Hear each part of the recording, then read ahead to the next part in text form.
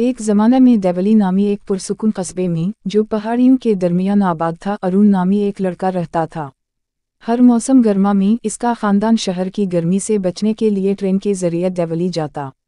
ये सफ़र इसके साल की ख़ास बात बन गया और वो बेताबी से इसका इंतज़ार कर रहे थे। गर्मियों की एक शाम, जैसे ही ट्रेन देवली स्टेशन पर चढ़ी, अरुण की नज़र प्लेटफॉर्म पर संतरी की टोकरियां बेचने वाली एक दिलफरीब लड़की से पड़ी। इसका नाम सनीता था।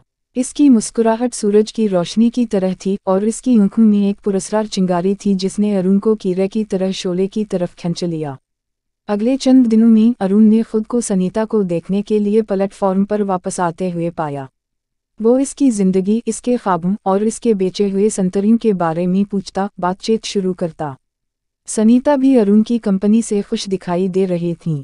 इन्होंने कहानियाँ शेयर की, हंसी और यहाँ तक कि अपनी पसंदीदा किताबों पर तबादला ख्याल किया। जैसे जैसे गर्मियों के दिन गुजरते गए, अरुण का सनीता से लगाव गहरा होता गया। वो मुनासिब अलविदा कहे बगैर देवली छोड़ने का तसव्वुर भी नहीं कर सकता था। एक रात इसने अपनी हिम्मत जुमा की और इसके सामने अपने जज्बात का इतिराफ़ किया।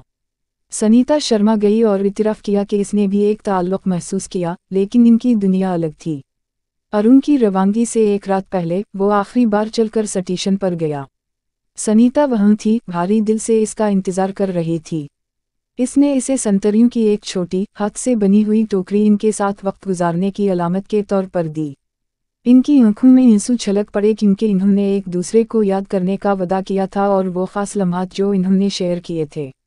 अगली सुबह जैसे ही ट्रेन ने सीटी बजाई और स्टेशन से बाहर निकली, अरुण खिड़की के पास बैठा देवली को देखता हुआ दूर तक जा रहा था। इसने संतरियों की टोकरी को पकड़ा, जो इस लड़की की कड़वी मीठी याद दहानी है जिसने इसके दिल को अपनी लपेट में ले लिया था। इस गर्मी की याद इसके जहन में हमेशा के लिए नक्श रही। साल गुजर गए और अरुण ने सनीता की एक झलक देखने की उम्मीद में जब भी हो सका देवली जाना जारी रखा।